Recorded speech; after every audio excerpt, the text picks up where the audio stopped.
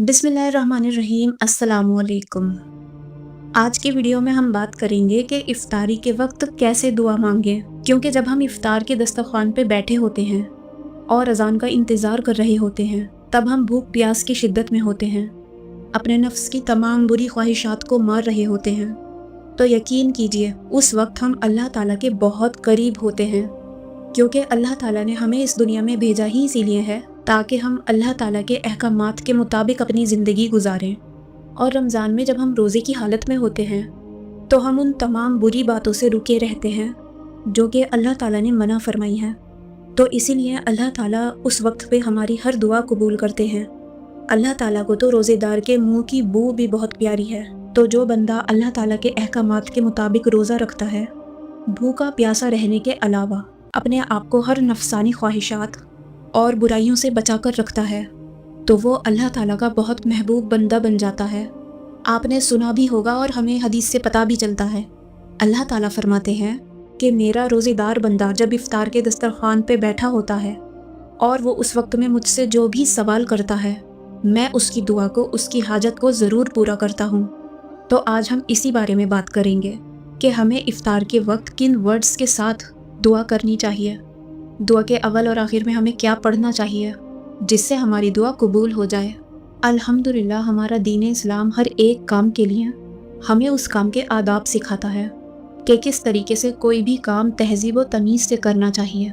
दुआ मांगना, और वो भी उससे मांगना जिसकी शान सबसे बुलंद है, जो बादशाहों का बादशाह है, जो एक वाहिद ज़ात है, जो इबादत के लायक है, वो हर चीज़ पर कादिर है, वो अला कुल्ली शैइन कदीर है। दुआ मांगते वक्त कुछ आदाब हैं, उन आदाब के साथ आप दुआ करना शुरू कीजिए तो इंशाल्लाह आपकी दुआ ज़रूर कबूल होगी। तो दुआ के आदाब कुछ यूँ हैं कि जब भी आप दुआ मांगें अपने हाथों को आसमान की जानिब रखें। हाथ इतने ऊंचे हों कि आपके सीने के सामने हों या फिर आपके शोल्डर्स तक, कि ये दुआ मांगने का तरीका है। और ये तरीका आप जब भी दुआ मांगे उस टाइम अपना सकते हैं, मगर जिस टाइम पर आप इफ्तार के लिए बैठे होते हैं तो उस टाइम तो हमें ज़रूर दुआ करनी चाहिए, क्योंकि वो कबूलियत की घड़ियाँ होती हैं। उस वक्त को ज़ाया मत किया करें, पूरे आदाब के साथ उन वक्तों में भी दुआ किया करें। दुआ के वक्त हाथों पर कोई कपड़ा ना आने दें, मतलब कोई दुपट्टा या रुमाल वगैरह, क्योंकि कभी कभी ऐसा होता है ना कि लेडीज़ अपने दुपट्टे के अंदर हाथ करके ही दुआ करने लगती हैं। तो इस चीज़ को अगर अवॉइड करें तो अच्छा है। हथेलियाँ खुली हों और आसमान की सीध में हों। दुआ का किबला आसमान है, यानी जिस तरह हम नमाज़ पढ़ते हैं तो हमारा किबला काबा शरीफ है, हम काबे शरीफ की तरफ मुंह करके नमाज़ पढ़ते हैं। तो इसी तरीके से जब भी हम दुआ करें कोशिश करें कि हमारी हथेलियाँ खुली हों और आसमान की सीध में हमारे हाथ हों। दुआ मांगने से पहले दुरूद पाक पढ़ें, क्योंकि जिस दुआ के अव्वल और आखिर दुरूद पाक नहीं होता, यानी दुरूद पाक नहीं पढ़ी जाती, तो वो दुआ ज़मीन और आसमान के बीच में मौलिक हो जाती है। मौलिक हो जाना यानी रुक जाती है, स्टॉप हो जाती है। तो जब आप अव्वल और आखिर किसी भी दुआ के साथ दुरूद पाक पढ़ते हैं, वो दुआ ज़रूर आसमान तक जाती है। तो दुरूद पाक दुआ के अव्वल और आखिर ज़रूर पढ़ा करें, और कोई सा भी दुरूद पढ़ सकते हैं, सल्लल्लाहु अलैहि वसल्लम, अल्लाहुम्मा सल्ली अला मुहम्मद, या कोई भी दुरूद पाक। मगर अफजल ये है कि आप दुरूद इब्राहिमी पढ़ें, जो आप हर नमाज में पढ़ते हैं। दुरूद शरीफ के बाद आप सूरह फातिहा पढ़ लिया करें, क्योंकि सूरह फातिहा तमाम दुआओं का मजमुआ है। इसमें हम अल्लाह ताला से हर तरह की दुआ मांग रहे होते हैं, दुनियावी भी और आखिरत की भी। तो हर दुआ में आप सूरह फातिहा ज़रूर पढ़ा करें, क्योंकि इसमें हम अल्लाह ताला की तारीफ़ भी बयान कर रहे होते हैं, उसकी शान, उसकी बुजुर्गी का भी इकरार करते हैं। अल्लाह ताला को उसके सिफाती नामों से भी पुकारते हैं, जैसे या रहमान या रहीम। जैसे हम पढ़ते हैं ना, अल्हम्दुलिल्लाहि रब्बिल आलमीन अर्रहमानिर रहीम, तो ये अर्रहमान अर्रहीम अल्लाह ताला के सिफाती नाम हैं। फिर इसी तरह हम सूरह फातिहा में अल्लाह ताला से अपने लिए हिदायत की दुआ मांगते हैं कि ए अल्लाह हमें सीधा रास्ता दिखा, अच्छा रास्ता दिखा। तो इस तरह सूरह फातिहा तमाम दुआओं का मजमुआ है, इसे भी अपनी हर दुआ में शामिल किया करें, यानी दुरूद शरीफ और सूरह फातिहा ज़रूर पढ़ा करें। इसके अलावा दुआ के दौरान कोशिश किया करें कि आपकी आंखों में आंसू हों, रो रो कर, गिड़गिड़ा गिड़गिड़ा कर दुआ मांगा करें। अगर आपको रोना नहीं भी आ रहा तो आप रोने जैसा चेहरा बना लें, بالکل ایسے دعا مانگیں جیسے ایک چھوٹا سا بچہ اپنی ماں کے سامنے ضد کرتا ہے کہ مجھے یہ چیز دے دے۔ اس انداز سے آپ اللہ تعالیٰ کے سامنے دعا کے لیے کہیں، اپنی حاجت طلب کریں۔ یقین مانیں اللہ تعالیٰ کو ہماری اس ادا سے بہت پیار ہے۔ اللہ تعالیٰ کو اپنے بندے کی عاجزی بہت پسند ہے۔ تو جب ہم روتے ہیں، اللہ تعالیٰ کے سامنے سر جھکاتے ہیں، اللہ کے آگے جھکتے ہیں، تو اللہ اپنے اس عاجز بندے کی دعاؤں کو ضرور قبول کرتا ہے۔ تو آپ اس چیز کا خیال رکھیں کہ دعا کے دوران آپ کی آنکھوں میں آنسو ہوں، آپ کے دل میں تڑپ ہو۔ آپ کو اللہ تعالیٰ کو اپنی تڑپ دکھانی ہے کہ آپ کو یہ چیز کتنی شدت سے چاہیے، تو یہ چیز بھی آپ کے دعا کے آداب میں شامل ہوگی۔ درود شریف پڑھنے کے بعد، سورہ فاتحہ پڑھنے کے بعد اللہ تعالیٰ کو اس کے پیارے پیارے ناموں سے پکاریں جو اللہ تعالیٰ کے صفاتی نام ہیں، یعنی جو اللہ تعالیٰ کے اسماء الحسنی ہیں، 99 نیمز، جیسے یا اللہ، یا رحمان، یا رحیم، یا ارحم الراحمین، یا ذو الجلال والاکرام، یا حی یا قیوم۔ تو ان ناموں سے بھی اللہ تعالیٰ کو پکاریں۔ اس کے علاوہ اے ساری کائنات کے پالنے والے، اے ساری کائنات کے بنانے والے، خالق و مالک، اے آسمان کو بغیر ستون کے کھڑا رکھنے والے، اے پروردگار، اے غم زدوں کے غموں کو دور کرنے والے، اے ڈوبتوں کو بچانے والے مولا، اے ہمارے عیبوں کو، ہمارے گندے گندے کاموں کو لوگوں سے چھپانے والے ستار العیوم، اے بگڑی کو پھر سے بنا دینے والے، اے مظلوموں پر ہونے والے ظلم کو دور کرنے والے ناصر۔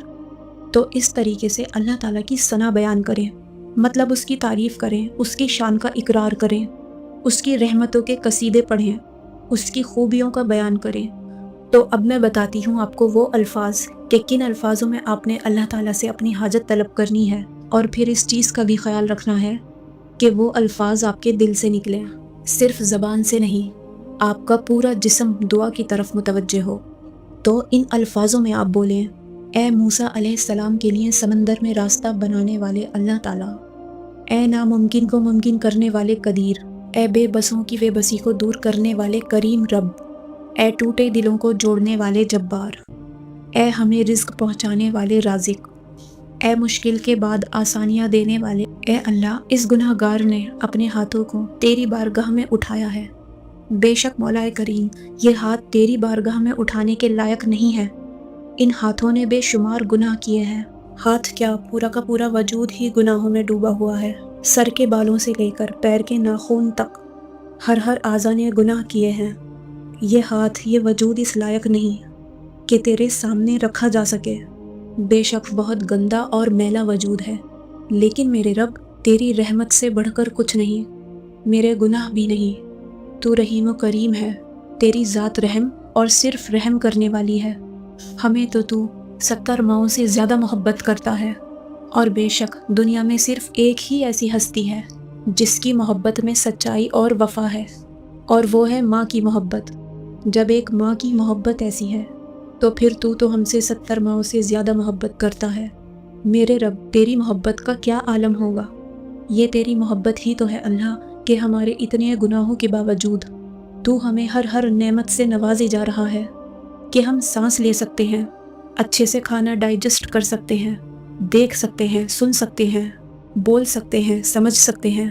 بے شک اگر تو چاہتا تو ہمیں ہمارے گناہوں کی فوراً سزا دے دیتا، لیکن یہ تیرا کرم ہے کہ تو ہمیں بار بار توبہ کی مہلت دے رہا ہے، اس سے پہلے کہ ہماری زندگی کی شام ہو جائے تو ہمیں بخش دے، ہماری بے حساب مغفرت فرما۔ یا اللہ، ہمیں مانگنے کا سلیقہ نہیں آتا، لیکن جو کچھ بھی تجھ سے ٹوٹا پھوٹا سوال کیا ہے تو اس کا جواب دے دے۔ یا اللہ، ہماری دعاؤں پر کن فرما دے، ہمیں 5 وقت کا نمازی بنا دے۔ ہم گناہوں کی دلدل میں پھنسے ہوئے ہیں، ہمیں تو بچا لے۔ مولا، ہمیں صحیح معنی میں مسلمان بنا دے، ہمیں نیک بنا دے، نیک بندہ بنا دے۔ مولا، ہمیں لوگوں کے ساتھ برا کرنے سے بچا لے، ہمیں لوگوں کا برا چاہنے والوں میں بننے سے بچا لے، ہمیں حرام سے بچا اور حلال والی روزی عطا فرما، ہمیں سنت کی پیروی کرنے والا بنا دے، ہمیں ان بندوں میں شامل کر لے جو تجھے پسند ہیں۔ یا اللہ، ہم تجھ سے تیرے فضل کا سوال کرتے ہیں، ہم پر اپنا فضل فرما۔ یا اللہ، تو ہمارے حال سے باخبر ہے، میرے درد سے، میری تکلیف کو تجھ سے بہتر کوئی جاننے والا نہیں، تو الخبیر ہے، تجھے تو ہر ایک کے ہر حال کی خبر ہے، ہمارے حال پر رحم فرما۔ یا اللہ ہمارا تیرے سوا کوئی نہیں، اگر تو ناراض ہوگا تو کس کے در پر جائیں گے؟ ہمارا کوئی نہیں سوائے تیرے، ہم تیرے سوا کسی سے نہیں مانگ سکتے، ہمارا صرف ایک رب ہے، ہمیں خالی نہ لوٹا مولا، ہمیں جو چاہیے اگر تو دے دے گا تو پھر بھی تیرے خزانوں میں ایک سوئی کے برابر بھی کمی نہیں آئے گی۔ یا اللہ تعالیٰ میری دعا کو میرے حق میں بہتر کر کے قبول فرما۔ یا اللہ جو بیمار ہیں انہیں شفا اور صحت عطا فرما، جو بے روزگار ہیں انہیں حق حلال والی روزی عطا فرما، جن کے رشتوں میں رکاوٹیں ہیں انہیں سنتوں بھرے رشتے عطا فرما، جو بے اولاد ہیں انہیں نرینہ نیک صالح اولاد عطا فرما، جو بے قصور جیلوں میں قید ہیں انہیں رہائی عطا فرما، جن پر زمین پر ظلم ہو رہا ہے ان میں انصاف کر، جو پریشان حال ہیں ان کی پریشانی کو دور کر دے، ان کے دلوں کو چین عطا کر، جو اندر ہی اندر تڑپ رہے ہیں، جن کے دلوں کا حال تیرے سوا کوئی نہیں جانتا، ان کی تو مدد فرما، ان کے لیے غیب سے وسیلے بنا، جو اولاد ماں باپ کی نافرمان ہے انہیں ماں باپ کا فرما بردار بنا دے، جو لڑکا یا لڑکی نکاح کے رشتے میں رہ کر ایک دوسرے کو دھوکہ دے رہے ہیں تو انہیں نیک ہدایت نصیب فرما، جو روٹھے ہوئے ہیں انہیں منا دے، جو بچھڑے ہیں انہیں ملا دے، جن مرحومین پر عذاب قبر طاری ہے ان کی قبروں کو جنت کے باغوں کا باغ بنا دے اور انہیں بخش دے۔ یا اللہ جو لب پر آئی وہ دعا بھی قبول فرما اور جو دل میں رہ گئی وہ دعا بھی قبول فرما، تو ہماری ہر جائز دعا کو ہمارے حق میں قبول فرما، آمین یا رب العالمین۔ تو اس طریقے سے آپ جب بھی دعا کریں تو اللہ تعالیٰ کے سامنے ایسے ورڈز کو استعمال کرتے ہوئے دعا کریں۔ امید ہے کہ آپ کو آج کی ویڈیو بہت اچھی لگی ہوگی، تو اپنے لیے بھی دعا مانگیں اور پوری امت مسلمہ کے لیے بھی، اور سب سے بڑھ کر میرے لیے بھی دعا مانگیں، کیونکہ دعا ہی تو وہ خوبصورت تحفہ ہے جو ہم سب افورڈ کر سکتے ہیں، اور رمضان قبولیت کا مہینہ ہے تو اس میں ہر دعا سنی جاتی ہے۔ جتنا بنے اپنے لیے دعائیں کریں، اپنی دنیا کے ساتھ ساتھ آخرت کی بھی دعا کریں، اللہ تعالیٰ سے ہدایت کا سوال کیا کریں، اپنے دل کو دین کی طرف پھیر دینے کی دعا کیا کریں، کیونکہ دعا ہی تو وہ خوبصورت عمل ہے جس کے ذریعے ہم سب کچھ پا سکتے ہیں۔ تو اپنی چھوٹی سے چھوٹی خواہش اور بڑی سے بڑی تمنا بھی اللہ کے سامنے رکھیں، اللہ تعالیٰ کو پسند ہے جب اس کا بندہ اس سے مانگتا ہے، اور نبی پاک صلی اللہ علیہ وسلم کا فرمان مفہوم ہے، اگر تمہارے گھر میں نمک بھی ختم ہو جائے تو اس کے لیے بھی اللہ تعالیٰ سے دعا کیا کرو، اگر تمہاری جوتی کا تسمہ بھی ٹوٹ گیا ہے تو اس کے لیے بھی اللہ تعالیٰ کے آگے ہاتھ پھیلایا کرو، ہر چھوٹی بڑی خواہش اور حاجت کو اللہ تعالیٰ سے مانگا کریں۔ افطار کے ٹائم پہ جب اللہ تعالیٰ سے آپ دعا کرتے ہیں اس ٹائم اللہ ضرور دعاؤں کو سنتا ہے، ادھر ادھر نہیں دیکھنا، کھانے کی طرف نہیں دیکھنا، گھڑی کی طرف نہیں دیکھنا، باتیں نہیں کرنی، بلکہ خاموشی سے بیٹھ کر اللہ تعالیٰ سے خود بھی دعا کرنی ہے، اور جو لوگ دعا نہیں کر رہے ان کو بھی دعا کرنے کے لیے کہنا ہے، کیونکہ یہ بہت قیمتی وقت ہوتا ہے جن کو ہم بڑی آسانی سے ضائع کر دیتے ہیں۔ ان لمحات میں رحمتیں برستی ہیں، تو اس ٹائم پر اللہ تعالیٰ سے جو گڑ گڑا کر مانگنا چاہیں آپ وہ مانگا کریں۔ ویڈیو اچھی لگی ہو تو ویڈیو کو لائک کریں اور اپنے پیاروں کے ساتھ شیئر بھی کریں تاکہ آپ بھی خیر کے کاموں میں شامل ہو جائیں، اور میرے چینل دینی قلب کو سبسکرائب کریں اپ کمنگ ویڈیوز کے لیے۔ میں آپ سبھی لوگوں کے لیے بہت دعائیں کرتی ہوں، جو بھی مجھے دعا کے لیے کہتا ہے میں ان سب کے لیے دعا کرتی ہوں، تو پلیز آپ سب بھی ہمارے لیے دعا کیا کریں۔ آپ سب سے میری ایک ریکویسٹ ہے کہ نیچے کامنٹ باکس میں آپ سب ایک ایک دعا میرے لیے لکھ دیں۔ جزاک اللہ خیر۔